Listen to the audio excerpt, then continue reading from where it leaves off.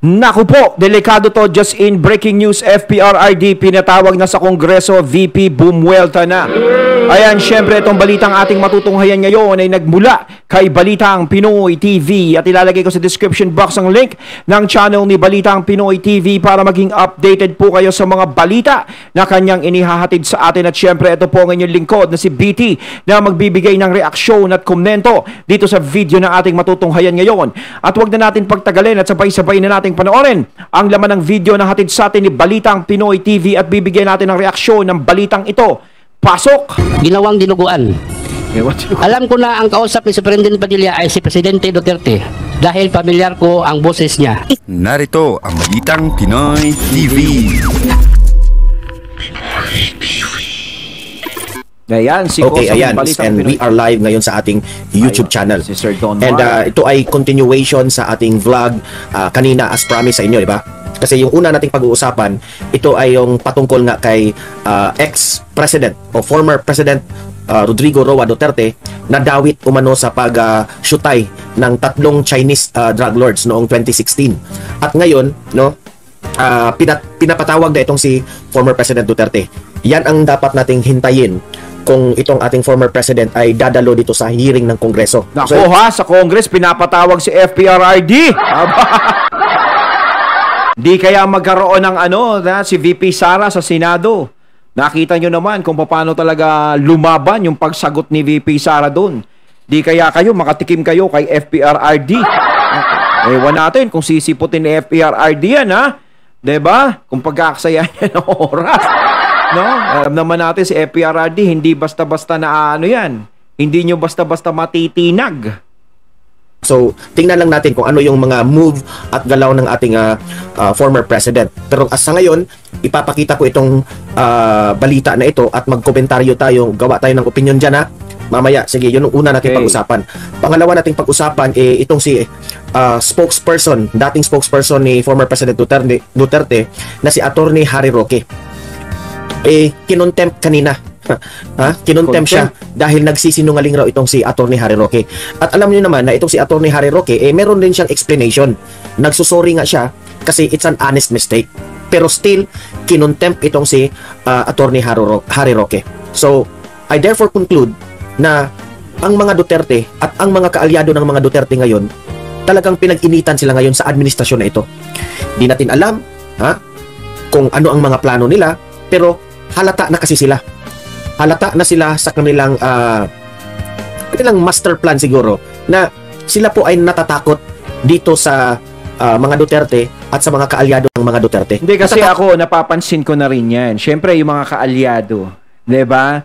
Alam mo kasi pag nakikita mong malalakas ang isang tao, siyempre, paano mo sila titipakin? Paano mo sila gigibain? Uunahin mo diyan siyempre yung mga taong nakaikot sa kanila. 'Di ba? Kung sino yung mga taong halimbawa may namumuhunan sa kanila, 'di ba? O yung mga taong tagapagtanggol nila, 'di ba? Ganun 'yan eh. Kailangan mawala yung ikababango ng pangalan nila. Kailangan is mawala talaga at tumahimik. 'Di ba? Parang kasi napapansin natin hindi nagiging patas yung nangyayari. Dahil parang nakikita natin na aminado sila na yes, malakas na kalaban tong mga to. Kung sa susunod na eleksyon is tatakbo tong mga to, sila yung magsisilbi talagang tinik sa atin. Parang ganun yun.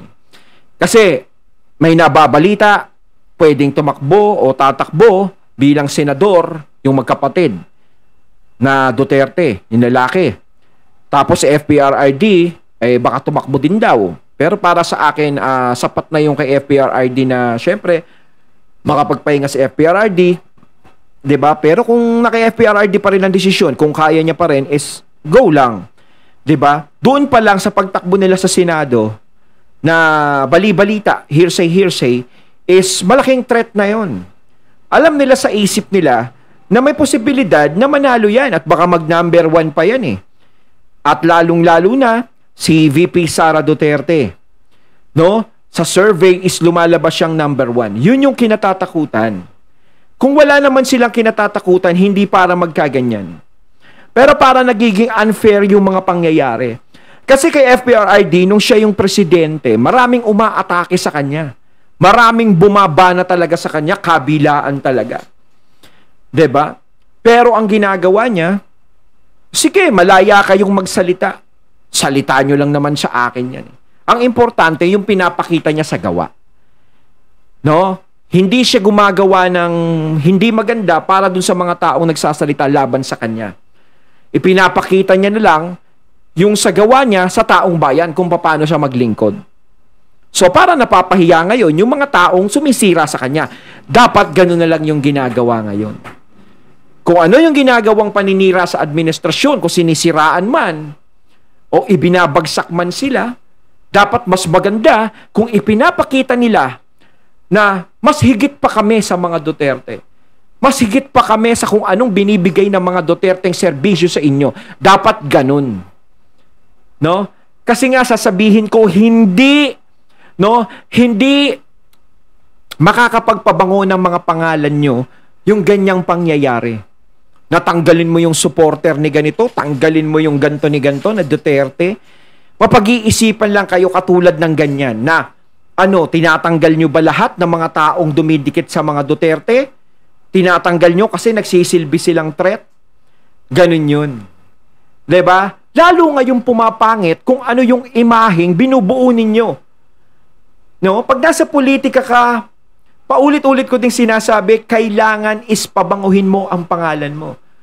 Kailangan hindi masira. Kung masira man, madaling kumpunihin. Kaso nga lang, kung masisira ng ganyan, tapos yung taong bayan ay talagang magagalit, maiinis, ang hirap ng kumpunihin yun kung paulit-ulit yung nangyayari. Kasi sa mga Duterte lang talaga tumutuon yung mga pansin eh. Sa mga supporter ng Duterte, doon lang tumutuon yung pansin. Kaya nagiging obvious masyado. Kasi wala nang ibang pinag-uusapan kundi puro mga Duterte lang. Takot sila eh. Yan ang totoo. Yun ang pag-analysis natin. Kasi kung hindi sila natatakot, bakit ang dami ng mga issues na, di ba, si VP Sara, ginawa ng issues. Harry Roque, ginawa ng issues. Alam naman natin na itong si Atty. Harry Roque, ito yung maingay na kaalyado ni Duterte. Kaya nga, sina Bongo, sina Robin Padilla, tiklop lang ang bibig. Kasi, ako sa analysis ko, kung itong si Robin Padilla at itong si Senator Bongo, kung ito ay mag-ingay at manglaban dito sa ating administrasyon, siguro gagawan din sila ng issues na hindi natin malamang. Di ba? Pero okay lang yan. Kasi at least... Pero kay Senator Bongo kasi, kaya hindi siya nagsasalita sa akin, no? Sa akin lang, unawa ko siya eh. Kasi nga, syempre, meron siyang malasakit center eh. Di ba? Ang inuuna niya yung kapakanan ng taong bayan. Kapag siya, nakipagsabayan siya, kinalaban niya yan, kung ano yung kinakalaban ng mga Duterte ngayon, nakisali siya, maaaring yung pondo, no, is maipit. Syempre, kung yung malasakit center is gumagana yan, may kinukuha ng pondo yan eh. Syempre, kanino pa ba kukuha ng pondo? Di sa administrasyon. 'Di ba? Kung ano yung umiiral ngayon. So, paano ka makakalapit ngayon kung kokontrahin mo sila? 'Di ba? Paano matutulungan ni Senator Bongo yung mga tao na umaasa sa malasakit center? 'Di ba? Yun yung nakikita ko. Kaya tanggap ko yun. Yung hindi pagsasalita ni Bongo. Yung kay Robin Padilla naman, ayan nga, baka mabuksan siya ng issue, pero siguro naman si Robin magsasalita yan, di ba? Alam naman natin, matapang si Robin sa mga pelikula. Pero nakikita ko nga sa Senado, di ba? Habang may naghihiring, syempre, pakain-kain lang si Binoy. Patangu-tangu lang. Malay natin, baka si Binoy, nagkikim-kim lang yan. Biglang sumabog. Maging bad boy. They should act na kalma lang sila, okay? Para reserve natin na still diyan sa Senado, meron tayong mga kaalyado na sa mga Duterte. Kasi kung lahat pero sa tingin ko ako 100%, no? Kapag nagkaipitan, no, nagkapit-pitan diyan, yang si Robin Padilla at si Bongo, alam mo kung kanino kumakampi yan. 'Di ba? Alam ko 'yan. Ramdam ko, hindi bibitaw sa mga Duterte yan. Di natin alam, pagtrabahuin sila, gawa na naman sila ng issues, magka-problema na naman sa mga decision making dyan sa Senado. At least meron pa tayong mga kakampi dyan. Okay? Bago ang lahat, bago natin ito pag-uusapan, help me po na i-like muna at i-share itong video na ito para guys kakalat ito sa taong bayan. Okay, sabay-sabay nating i-like muna at i-share tong video natin, Facebook at YouTube. 1, 2, 3, go! Go! Okay, like and share para maraming makalam. Don And Mar also guys, TV. paki-subscribe at paki-follow ito para lagi kayong updated sa mga balita na kagaya nito at ma-notify ang inyong mga cellphones kung meron tayong breaking news. Okay? So, kagaya nito, breaking news ito. So, sabay-sabay nating i-follow, i-subscribe, Facebook at YouTube. Ready? Follow, subscribe. 1, 2, 3, go! Go! Ayan, thank you very much. Okay. So, heto na. Simulan na natin itong ating unang ipapakita na video patungkol po dito sa nangyari kanina sa hearing. At isa sa mga highlights doon, tinawit nga si former President Duterte. And it's very obvious na scripted yung mga ginawa nila, itong mga witness nila na mga PDLs because nagbabasa. Diba? Nagbabasa, utal-utal pa nga kahit nagbabasa na. And at the same time, yung highlight doon is pinatawag nga si former President Duterte, invited to go to the hearing. Okay? Kasi seryoso yung mga aligasyon at mga akusasyon laban dito kay former President Duterte. Okay? Ay, Mia Grace or maraming salamat sa 4.99 sa pagkape. Ayan, yung pagkape natin. Ayun, no? Mia Grace, maraming salamat. Thank you, thank you. Ayan. Sana all. 1 zip for Mia Grace. Ayan. Kung merong magpakape dyan, mag-zip ako ha. This is for Mia Grace. Maraming salamat, Mia Grace. Ayan. Moderator na ba ito si Mia Grace? I-add kita as moderator, Mia Grace ha, bilang kapalit ng iyong generosity. Ayan. Maraming salamat. Thank you, ma'am. Ayan. Okay. So, let's play the video. Yeah. Okay. Pasok. Habang naglalakad kami papuntang investigation section, Ayan o. Tingnan nyo. Sino ba namang hindi magagalit dyan na nagbabasa? Kasi kung totoo ka na ikaw ay talagang na-experience mo yan na pangyayari, hindi mo na kailangan magbasa. Pwede kang mag-face sa microphone na tuloy-tuloy yung mga pinagsasabi mo. Kasi mas maganda nga yun yung hindi ka magbabasa kasi yung feelings mo, tuloy-tuloy yung emosyon mo. Pero dito, wala. Sablay at walang kalaman-laman ang kanyang pinagsasabi. So malayo ito na papaniwalaan ito ng taong bayan, pati dyan sa Kongreso. Ewan ko na lang sa mga Kongreso at mga representatives dyan kung ito po ay papaniwalaan nila. Tama yun eh. Kung witness ka sa isang pangyayari, di ba? Lahat yan nakatatak sa isip mo. Lahat yan. Hindi mo na kailangang isulat yan. Kasi kapag sinusulat mo, kailangan hindi ka magkamali. So, ibig sabihin, baka may makalimutan ka, ganun. Alam mo kung merong unforgettable moment o experience kang naranasan nung mga panahon na yon, hindi mo makakalimutan yun. 'Di ba? Maikukwento mo pa rin ng buo yun. Lalo't-lalo na is importante yun. 'Di ba? Kasi kung ikaw sa korte titistigo ka, may nakita ka na ba na tumitistigo sa korte na nagbabasa? Wala, testigo ako. O may nakita akong pinaslang dyan sa kanto. So ipapasalaysay sa akin kung ano yung nangyari. Ano yun, magbabasa ako? Kuwari, witness ako, babasahin ko. Isang araw, ako po'y naglalakad. Nakita ko po si ganito, ganyan, ganyan, na nag-aalitan silang dalawa. Diba? Witness ka. Kung may alam ka, alam mo yun. Hindi mo na kailangang isulat pa yan.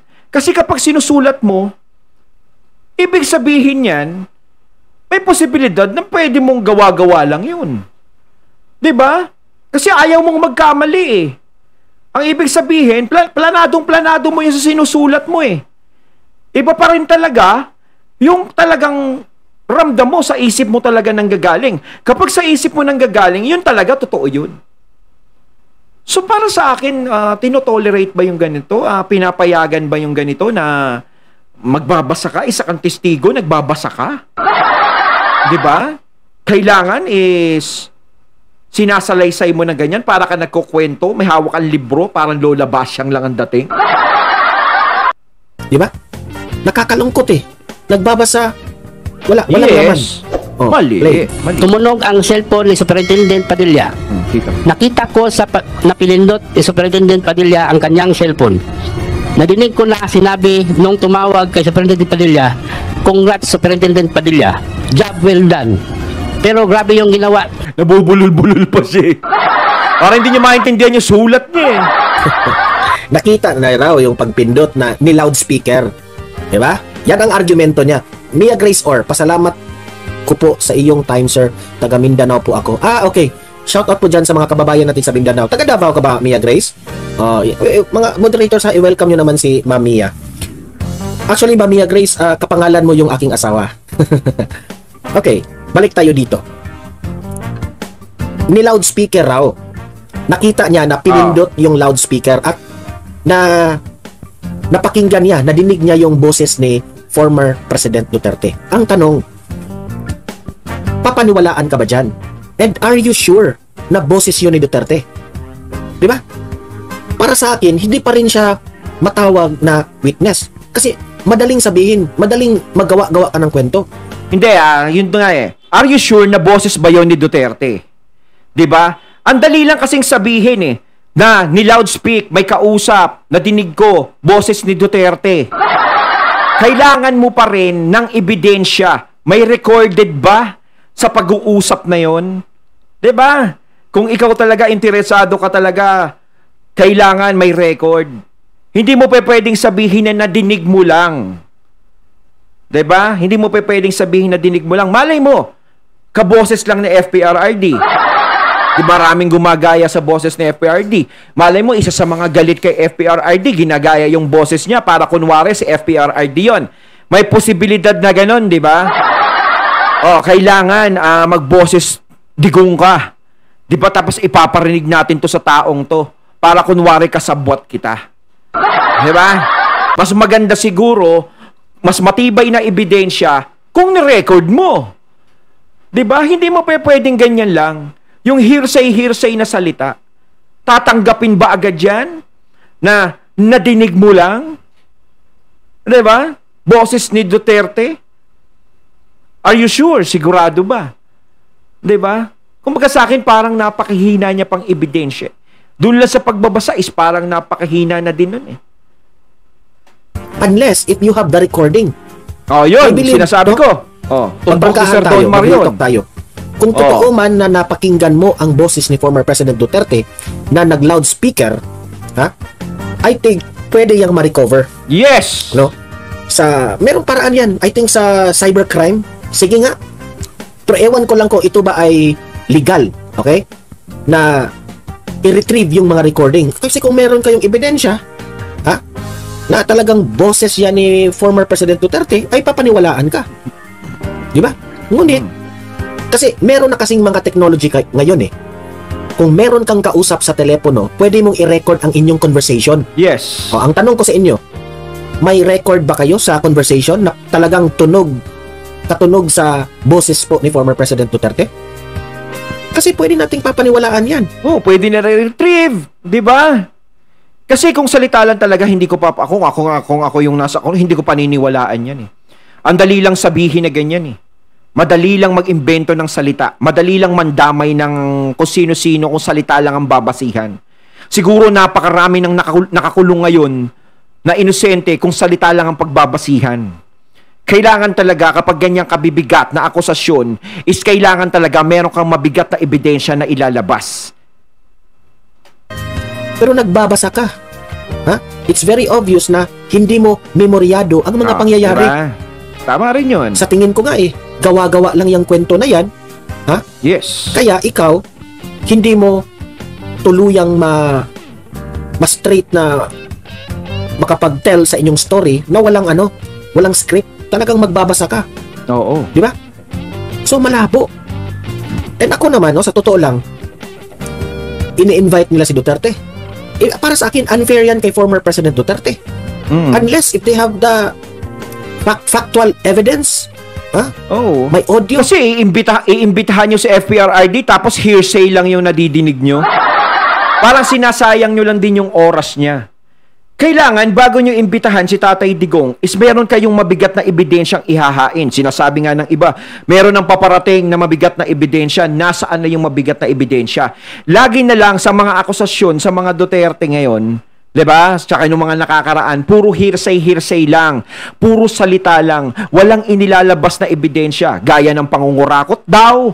Diba? Na ginagawa ng mga Duterte, wala din namang inilalabas na ebidensya. Nasaan yung ebidensya? Siguro kung yan, merong ebidensya na magpapatunay na si FPRRD ganyan, kasabwat sa mga ganyang bagay, kailangan talaga meron kayong matibay na ipapakita bago nyo siya imbitahan. Kasi kung wala kayong ipapakita, inimbitahan nyo siya, malamang ko, barahin lang din kayo niyan. Diba? Lahat ba tayo naniniwala na lang sa salita? Diba? Madali lang sabihin nga, ayan, ulitin ko, madaling magsalita, madaling mandamay ng tao. Lalong-lalo na kung galit ka sa isang tao, madali lang sabihin, no, siya may gawa sa akin yan kasi ganito, ganyan, ganyan. Nasaan yung ebidensya mo na magpapatunay na yung taong yon ay may ginawa sa'yo? Diba? Kailangan yun. Ebidensya. Kahit magturo ka ng magturo ng kung sino-sino, ano yung ebidensya mo para ituro mo o idiin mo yung tao na yun? Diba? Pero hanggat wala kang pinapakitang mabigat na ebidensya, mananatiling inosente yung tao na yan. Diba? Yun yun. May video. Saka ninyo ipatawag. Kasi sa yes! Oh, pareho talaga kami ng kaisipan ni Sir Donmar. Oh. Papaniwalaan nyo ang isang PDL na dati na itong nagsisinungaling. Oh, 'di ba? Bakit ko ba yan pa isa? No, may kaso siya ng pagsisinungaling. Oh, dapat bang paniwalaan na lang basta-basta yung mga salita niya? 'Di ba? Kung ako nga hindi ko iintindihin yung salita niya, kailangan natin ng ebidensya bago ka magparatang, lalong-lalo na meron kang kaso na ganyan. Sabing dati itong nagsisinungaling. Kasi, noong time na sinabi nila na sila po ay nagpasyusyutay, nagsisinungaling na sila dati, di ba? Tapos ngayon, binaliktad nila, nagsisinungaling pa rin. So, itong mga klaseng taong ito, itong mga PDLs na ito, malabo ito na papaniwalaan natin. Oo. Wala silang kredibilidad para papaniwalaan. Kaya nga, it's unfair on the part of former President Duterte. Di ba? The fact na meron silang kaso, malabo yan na papaniwalaan natin. What I mean is, their credibility is very low.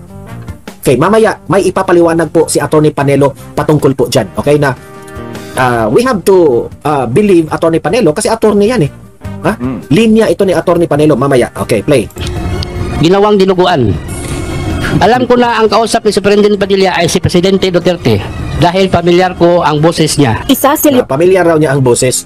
Siyempre, madaling. Kahit sinong tao pwedeng magsabi niyan. Di ba? Madali lang yan. Pamilyar. Leopoldo Untalantan o Tata sa dalawang persons deprived of liberty o PDLs na humarap sa ikalawang pagdinig ng House Quadruple Committee o Quadcom. Binubuo ng Dangerous Drugs, Public Accounts, Human Rights at Public Safety and Order Panels ang House Quadcom na nag-iimbestiga kung may ugnayan ba ang illegal na Philippine Offshore Gaming Operations o POGOs, illegal drug trade at ang extrajudicial killings o EJK sa kasagsagan ng Tingnan nyo, nilahat na nila. Di ba? Kung mapapansin nyo, tinodo na nila extrajudicial killings, POGO, talagang iniugnay nila lahat. So it's very obvious na there is something wrong. Nilalakasan nila yung kaso sa mga Duterte, di ba? Para talaga walang ligtas. Ayaw nila talagang palusutin. Lahat na, iniugnay na lahat para talaga ang layunin ay tirahin itong mga Duterte. War ng Duterte administration. Kasama ni Tan si Fernando Magdadaro, isa ring PDL at sinasabing kasabwat sa pagpatay sa 3 Chinese nationals na nakadetene rin sa Davao Prison and Penal Farm dahil sa illegal drug trade. Sa testimonya ni Tan, idinawit nito si dating Pangulong Rodrigo Duterte at iba pang opisyal sa ilalim ng dating administrasyon. Yung pagtawag ni Superintendent Padilla allegedly to the former president of this republic, President Rodrigo Roa Duterte, naka-speakerphone ba?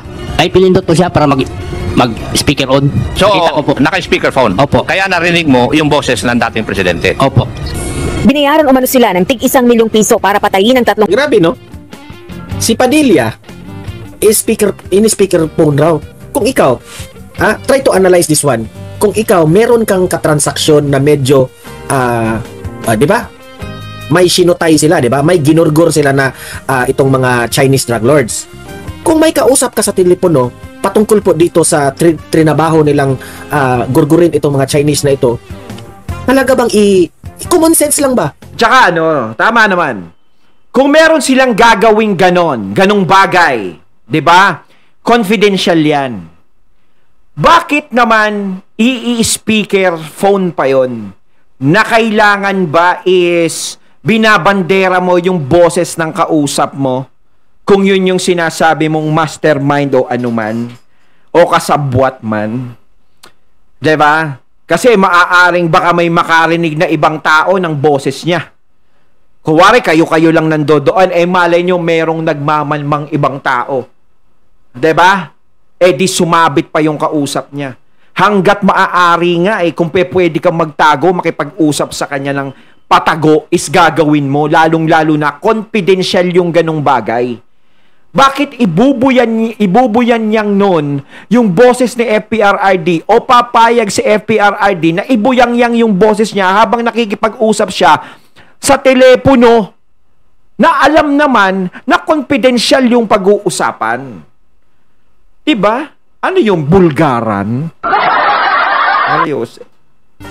Are you going to loudspeak the phone? Yes. Diba? Alam mong sikreto yan.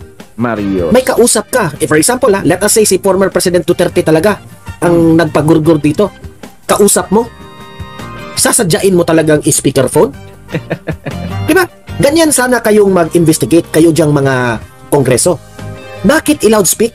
What's the purpose? Diba? Hindi kasi sila, ako ordinaryong tao lang tayo, vlogger lang tayo. Pero itong mga representatives na ito, hindi marunong mag-follow up questions. Diba? The follow up kasi question sa pangakwento niya pa lang is katakataka na yun. Bakit kami napapansin namin? Diba? Bakit nyo i-loudspeaker? What's the purpose? Sikreto yan. Medyo intense yan. Kasi usapang gurgurin yan Gurguran ang usapan. Tumawag kuno yung presidente, dapat sikreto. Di ba? Hindi mo talaga ila-loudspeaker yan kasi sikreto. Pero sabi niya, ni-loudspeaker yan. What's the purpose? Ayun, natating natunghayan ng video na nagbula kay Balitang Pinoy TV at syempre natunghayan natin ang boses na yon na binigyan natin ng reaksyon na nagbula kay Sir Donmar TV. Kayo mga katunay, anong masasabi nyo tungkol dito sa video na ating natunghayan ngayon at binigyan ng reaksyon? Comment lang po kayo sa comment box. So once again, I'm BT and I'm out. Peace.